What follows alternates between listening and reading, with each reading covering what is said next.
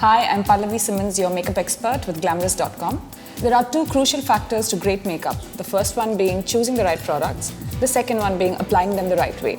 Now, to make this simple for you, I'm going to go over a host of basic brushes that you should have and how to use them the right way.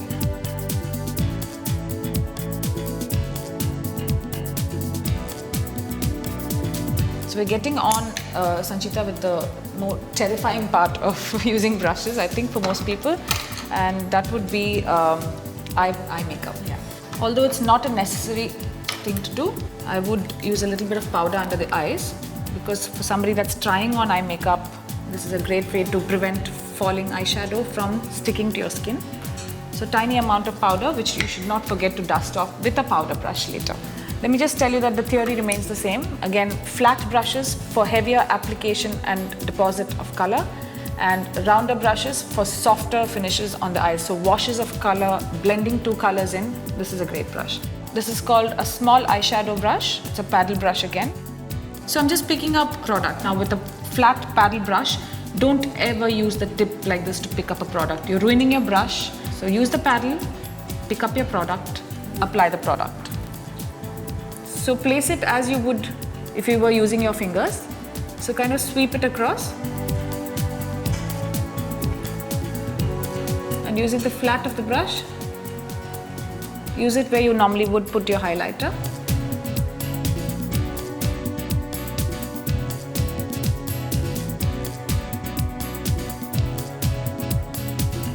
Now this simply blends two colors or more colors together.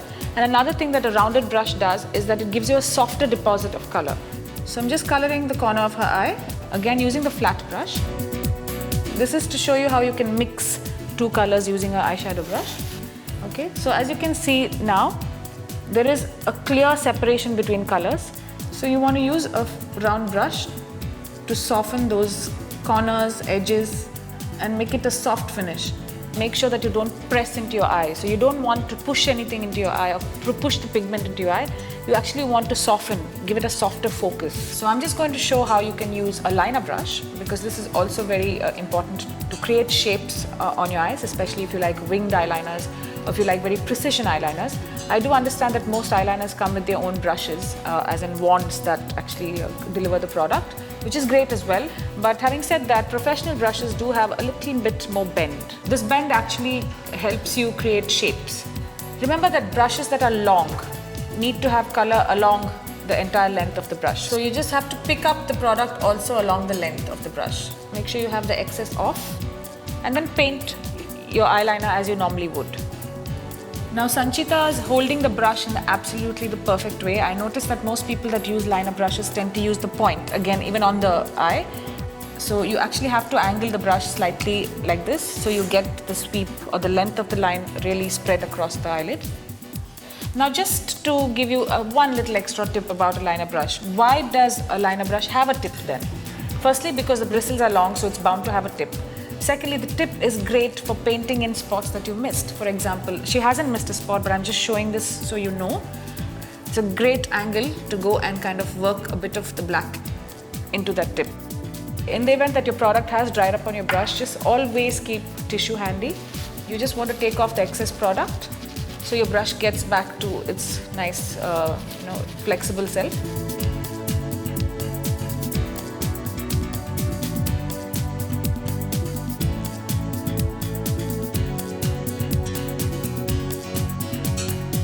Another key feature for Indian makeup is kajal.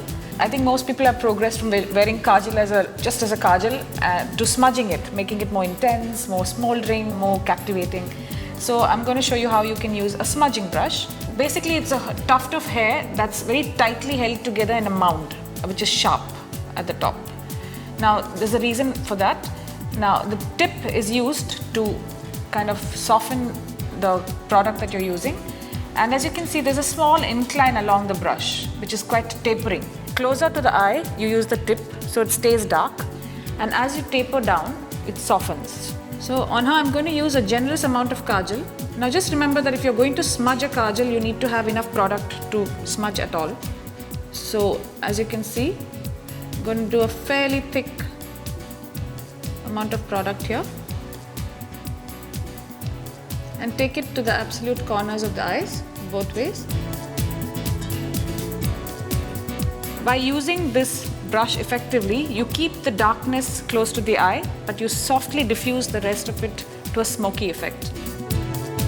So the point actually keeps the product, whereas the tapering hair disperses the product. So you disperse the kajal to create a soft smoky effect. Now what completes an eye makeup really is eyebrows, and most people tend to kind of not do it at all. And if you have very thick eyebrows, it's okay to just groom them with an eyebrow brush. But having said that, there are several sets of eyebrows that need more than grooming. They need filling in as well. Filling in is necessary when you see little gaps and you can see the skin through your hair growth. So what you need for grooming your eyebrows or filling in your eyebrows is a very firm slanted brush, such as this. There's a larger size, there's a smaller size. I personally pick the smaller one because I find it handy and it's, I think, way easier to fill in with a smaller brush. And just make sure that the bristles of an angular brush are not too soft. They need to be a little stubborn and a little inflexible. I'm just going to use a color that's close, like a deep brown, stony brown. So you make sure that you angle the longer point inwards and then go according to the growth of the hair. So you do it in upward strokes because that's how your hair grows. Make sure you get the color here as well. And as you come to the corner where your hair slopes downwards, make sure that you turn the brush this way. Basically what you're doing is imitating the line of your hair growth.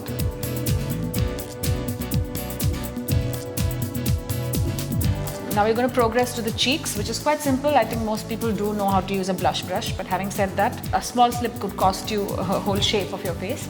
A small blush brush should suffice as a brush for bronzing and for blush.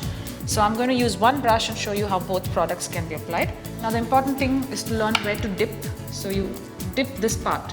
In a bronzer you're shaping. So you use the part that will create shapes, that is normally the sides.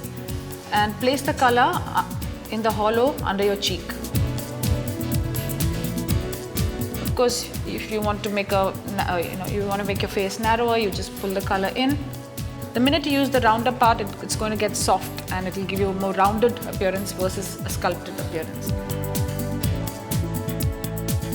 Always keep clean tissue handy.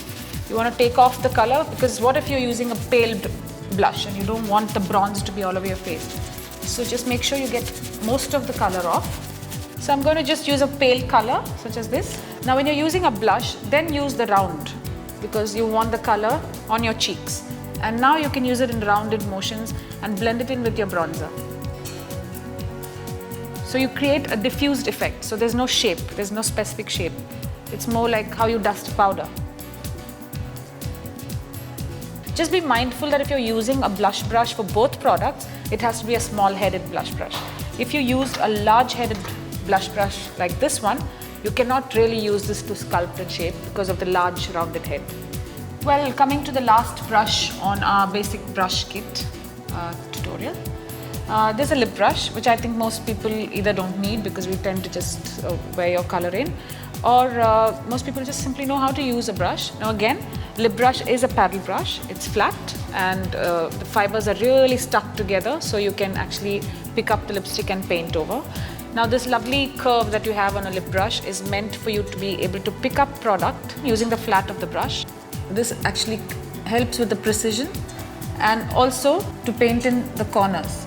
This curve actually helps to paint in the corners right here, which most people miss when you simply swipe your lipstick over. Sanchita's already worn a lip pencil as a base, so I'm just showing you over that. As you can see, the curve actually helps create the shape and the paddle fills in. Another great reason why you should use lip brushes is sometimes when you swipe the lipstick across your lips and you don't stretch it, you tend to leave lines of bare skin coming through. Now lip brushes are fantastic for that, so you can fill those lines in even after you complete one wear of the lipstick. So I hope that this was a helpful tutorial and that you're setting out on an important makeup journey by picking up the right tools. Until then, stay tuned and stay glamorous.